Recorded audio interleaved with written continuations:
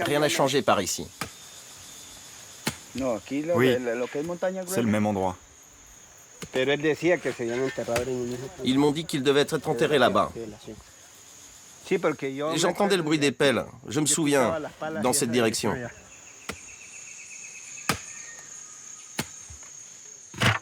La région du Catatumbo, dans le nord-est de la Colombie, a longtemps été le théâtre d'affrontements violents entre la guérilla marxiste des FARC, l'armée et les paramilitaires d'extrême droite. Mais qu'est-ce que c'est ça? On dirait une racine, non? Attention, certains ossements peuvent ressembler à des bouts de bois. C'est bon, on peut considérer que cette partie est fouillée. Allons voir plus loin. Ce qui est sûr, c'est que tous nous indiquent ce périmètre. Il y a 7 personnes qui nous ont indiqué cet emplacement. Oui, alors nettoyons cette zone. Arsenio Silva et son équipe sont des anciens membres des FARC, les forces armées révolutionnaires de Colombie. Ils parcourent cette région située à plus de 600 km au nord de Bogota, à la recherche des victimes de la guerre. Ces ex-combattants espèrent trouver les corps d'anciens compagnons d'armes. Morts au combat il y a 20 ans, ils ont été enterrés sur place, le plus souvent dans l'urgence. Ces gens étaient nos compagnons de lutte. Ils étaient comme notre famille. Ça nous fait du mal de les savoir au milieu de nulle part. Et c'est comme ça pour beaucoup de guerrilleros enterrés sur tout le territoire national. Mais cette fois, c'est particulier pour nous, parce que ces personnes enterrées ici, nous les avons connues. Après un conflit long de plus de 50 ans, une partie des FARC a accepté de rendre les armes. 13 000 d'entre eux se sont retirés de la lutte armée. En 2016, après de longues négociations, les FARC signent un accord de paix historique négocié avec le gouvernement colombien. On est au bon endroit. Regarde ça. C'est là qu'ils ont enterré le traître.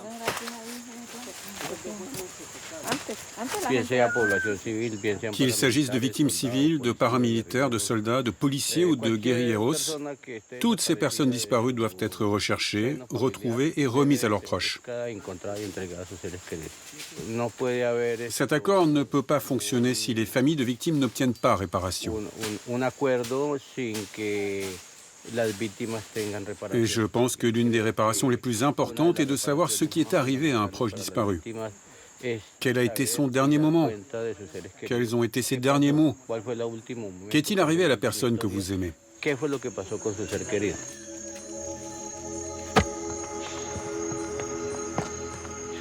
Dans le cadre d'une justice réparatrice, ces anciens combattants participent au travail de réconciliation nationale.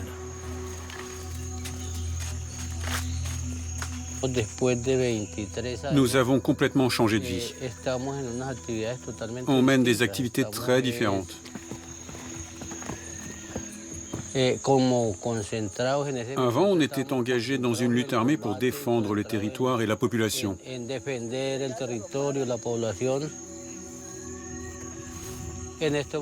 Maintenant, on est investi dans un travail humanitaire.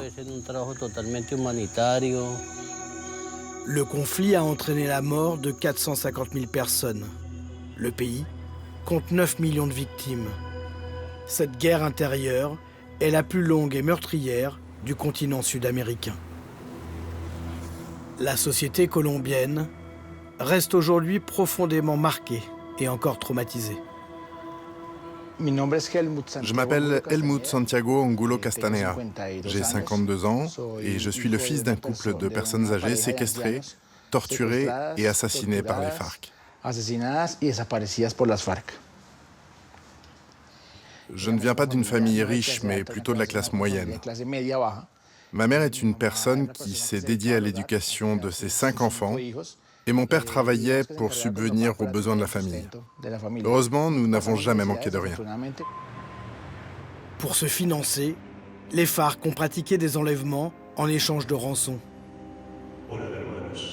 Helmut Angulo, lui, n'a jamais revu ses parents.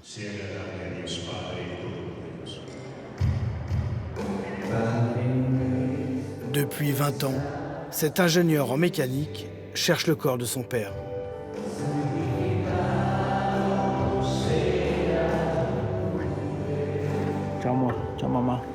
Au revoir, maman. Dans 15 jours, je reviens te rendre visite. Je serai de nouveau à tes côtés. Prends soin de moi. Aide-moi à trouver papa.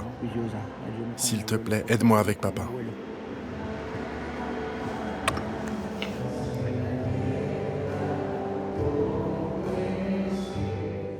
Sympathisant des FARC lors du conflit, John Leon fut également leur conseiller durant les accords de paix.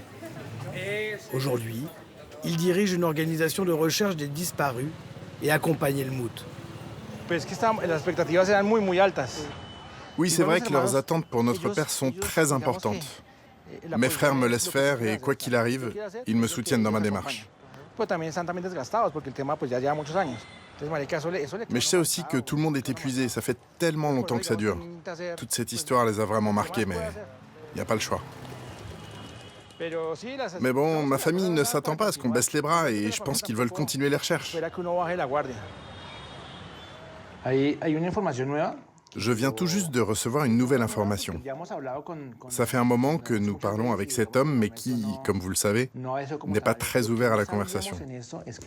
Et ce que je viens d'apprendre, c'est qu'en fait, son frère faisait partie des FARC. Et lui, il sait que les FARC ont voulu déplacer mes parents ailleurs. Selon lui, l'objectif n'était pas de les assassiner, mais seulement de les déplacer. Le problème est que ma mère n'avait plus la force de marcher et c'est pour ça qu'ils l'ont tuée. Mais seulement ma mère. Mon père, lui, a continué de marcher après avoir vu son épouse mourir. Toutes ces relations sont très importantes pour comprendre à qui nous parlons et comment s'adresser à eux.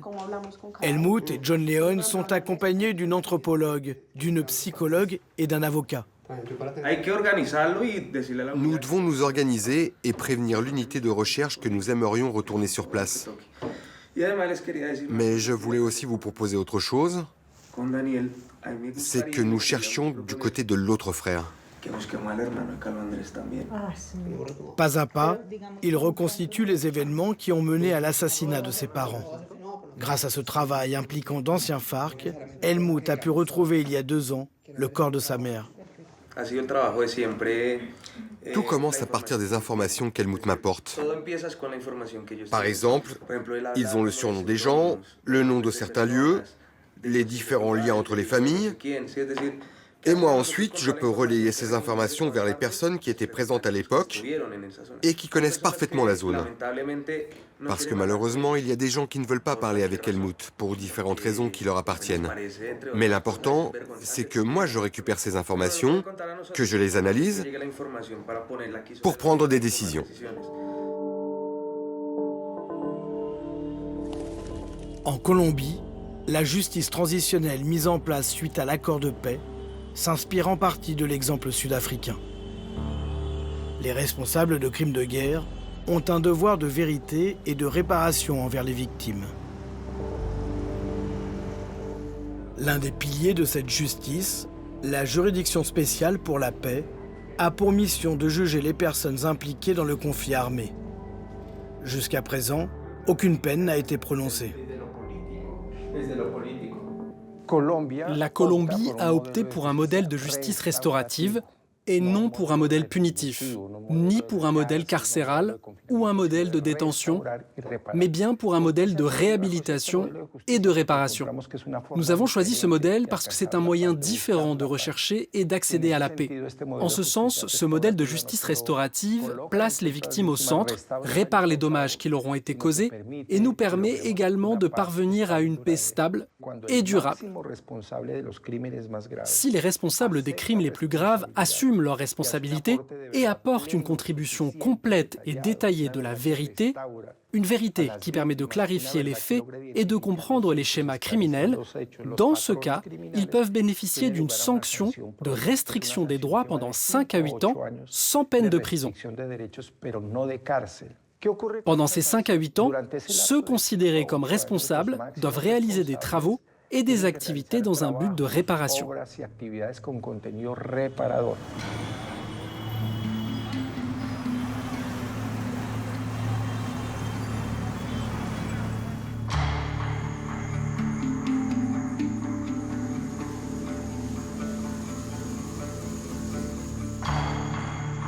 Depuis les accords de paix de 2016, les FARC sont divisés. Présents dans plusieurs régions du territoire, de nombreux combattants n'ont jamais accepté de déposer et de rendre les armes. Darwin est l'un des commandants du Front 33, déployé dans le nord-est. Une unité des FARC qui opère à la frontière du Venezuela. Pour éviter d'être repéré, ce commandant nous a donné rendez-vous quelque part au milieu d'une jungle. Nous n'avons jamais cru au processus de paix de 2016. La seule mesure qu'ils ont accomplie fut de désarmer les FARC. Mais pour tout le reste, tout ce qui concerne les problèmes de fond qui touchent les régions et tout le pays, rien n'a été résolu. Qu'est-ce qu'on demande? Qu'il y ait une santé de qualité, qu'il y ait un accès à l'éducation, qu'il y ait de l'emploi, qu'il y ait des logements, et par-dessus tout, que l'on procède à une réforme agraire dans le pays. Sur cette question, nous sommes l'un des pays les plus en retard. Nous n'avons pas encore engagé de réforme agraire. Et cela n'a fait qu'intensifier les guerres dans notre pays.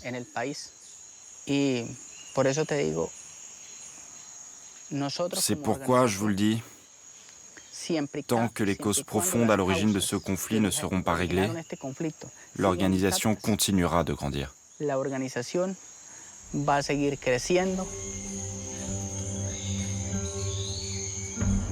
Le président colombien Gustavo Petro a obtenu une trêve avec les FARC. Loin des grandes villes, les accords de paix peinent à être appliqués.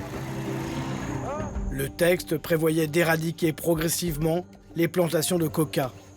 Mais la Colombie reste le premier producteur mondial de cocaïne. Et son trafic alimente les violences dans le pays. Dans le nord du Catatumbo, la coca est la principale culture des paysans.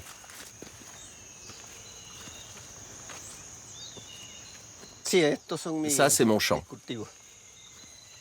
Il fait à peu près 2 hectares. Emel Sanchez, producteur de coca, déplore la prolifération de cette culture illégale. Il y a plusieurs variétés. Il s'agit d'une plante qui s'appelle chipera. Celle-ci tue, et celle-ci est encore une autre variété. Pourquoi on surnomme la coca le ministre de l'Éducation? Parce que grâce à ce que cette plante rapporte, nous pouvons acheter des livres pour que les enfants étudient. S'il faut des vêtements de sport pour l'école, on peut les acheter grâce à cette plante. Et c'est aussi notre ministre de la Santé. Avec l'argent qu'on gagne, on peut aller à l'hôpital, soigner nos enfants malades et acheter des médicaments. La coca rapporte, mais ça profite surtout aux narcos qui l'exportent. Ça, oui, ça leur rapporte. Mais nous, en tant que paysans, on est juste des esclaves de la coca. Elle nous permet tout juste de survivre. Si le gouvernement créait des routes, nous pourrions avoir d'autres cultures et nous pourrions créer des coopératives dans lesquelles nous regrouper et transporter nos récoltes. Et comme ça, on éradiquerait la coca.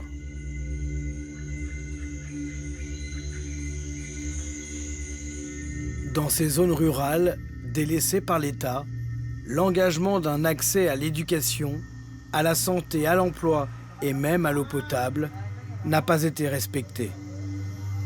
Les espoirs de paix suscités par les accords se sont évanouis. Maria est une jeune paysanne originaire de la région. Elle vient de rejoindre le groupe de recherche d'Arsenio pour travailler comme cuisinière. Quoi? C'est triste, tu sais. C'est vraiment terrible. Il faut être sérieux. Comme beaucoup de jeunes du Catatumbo, la fille de Maria envisage de rejoindre un groupe de FARC et de quitter ses parents. C'est compliqué, hein, tu sais. Mais qu'est-ce qu'on peut faire? Mais au pire, on y va. On la cherche. Si je dois y aller, j'y vais.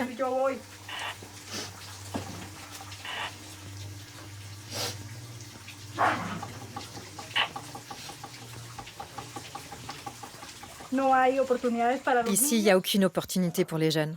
Il n'y a pas de professeur, il n'y a aucun établissement de santé, rien non plus pour les premiers soins. Le résultat de tout ça, c'est que beaucoup de personnes, et surtout de nombreux jeunes, choisissent de rejoindre des organisations armées. Et ce n'est pas parce qu'ils le veulent, mais parce que c'est leur seule option. Moi, j'ai une fille de 12 ans et pour plusieurs raisons, je suis sur le point de la perdre. Et j'ai 2 petites filles aussi, en bas âge.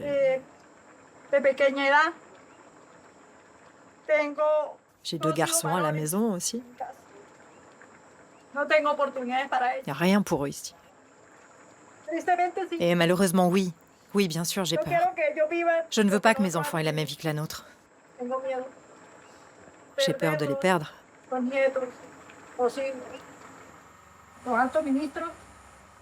Le gouvernement parle de paix, mais tant qu'on aura faim, il n'y aura pas de paix.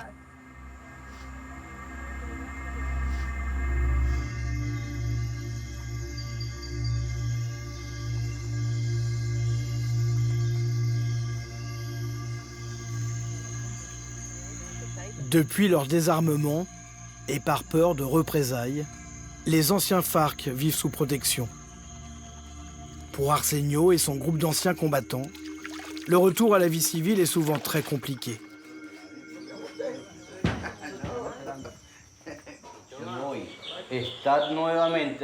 Réintégrer la société n'a pas été facile. Ça a même été très difficile. Nous avions appris à vivre en communauté. Et nous formions une famille. Une famille unie. Retourner dans la société a été un choc, car on n'y retrouve pas de solidarité, de fraternité, de camaraderie. C'est la politique du chacun pour soi. C'est très dur d'assimiler les codes de la vie en société. Et le retour dans ma famille, ce fut... comment dire? J'étais très émue. De voir qu'elle vivait toujours dans les mêmes conditions. On a tant lutté pour obtenir des changements et malgré tout, on constate que rien n'a évolué. Même avec le processus de paix, les conditions de vie en Colombie continuent d'empirer chaque jour. Ces anciens guerrilleros restent nostalgiques des années de résistance passées ensemble. Ils sont encore attachés aux convictions politiques des FARC.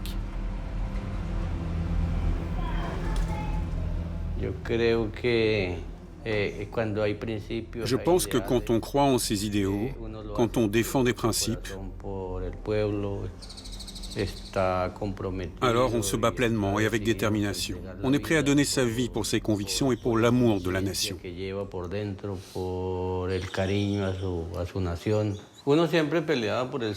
On s'est toujours battu pour un autre système, guidé par un autre idéal de société. On défendait la cause des prolétaires, des plus défavorisés et des plus pauvres de ce pays. Nous étions l'armée du peuple, l'armée de ceux qui n'ont rien.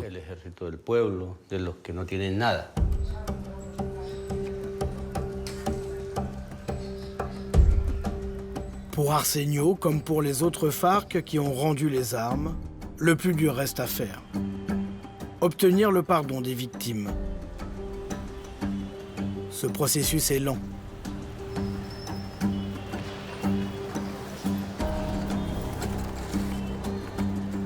À Bogota, Helmut et John Leon ont mis du temps à entamer un dialogue.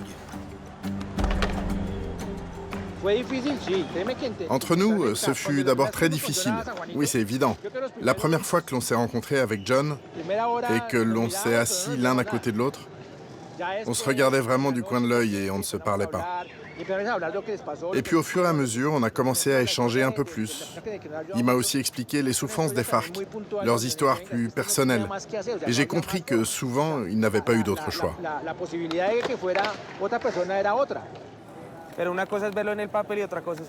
Parler de réconciliation dans les accords de paix est une chose, mais s'y confronter en est une autre. Personne n'est préparé à tout ça. La famille d'Helmut n'était pas prête à rencontrer les FARC. À leur parler, et à écouter ce qu'ils avaient à dire sur ses parents assassinés.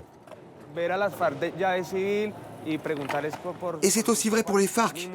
Ils n'étaient pas prêts à se montrer ou à répondre. C'est quelque chose qui faisait et qui continue de faire peur à tout le monde. Personne n'est prêt à une telle confrontation.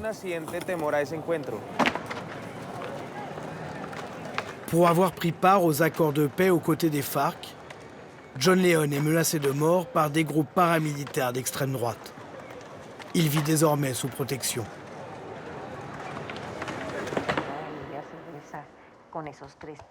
À l'image de la société colombienne, la famille d'Helmut Angulo est très divisée.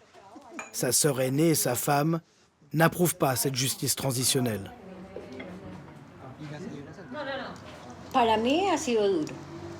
Je ne comprends pas comment mon frère peut fréquenter ces personnes, comment il peut leur parler. Mais j'essaie de me dire que ce sont des gens comme nous, que c'est la situation politique et leurs convictions qui les ont amenés à être ce qu'ils sont. Moi, la vérité, c'est que j'aimerais qu'ils aillent en prison, au moins un petit peu, qu'ils payent un minimum. Mais je ne suis pas d'accord avec l'idée qu'on ne leur fasse absolument rien.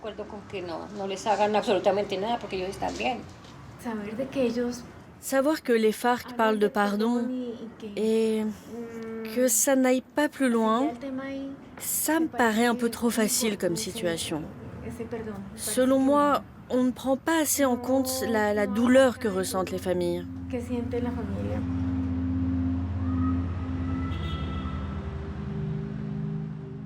J'accepte de collaborer avec d'anciens FARC parce que ce sont aussi des gens qui ont souffert.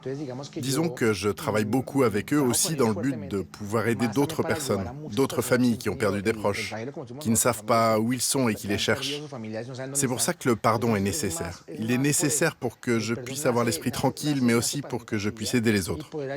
J'ai la conviction que nous devons travailler sur ce point, sur cette question de réconciliation, parce que nous ne pouvons pas continuer à nous entretuer.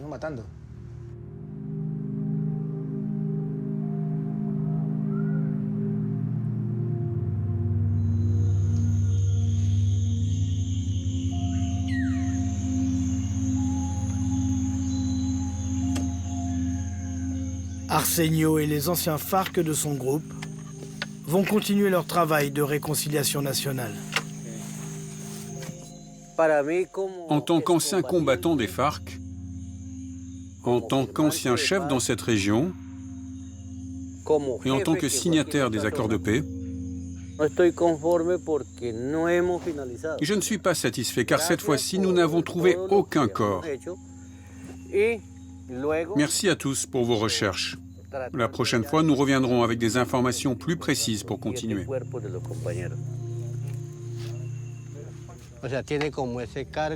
Tant que l'on n'aura pas rendu tous ces corps à leurs familles, on portera comme un poids sur nos épaules.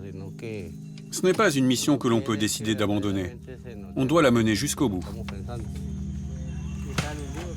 Sur l'ensemble du territoire, plus de 100 000 personnes sont toujours portées disparues. 8 ans après les accords de paix et la mise en place d'une justice transitionnelle, la situation reste fragile. Dans plusieurs départements du sud de la Colombie, le cessez-le-feu avec les FARC a été rompu et les combats ont repris.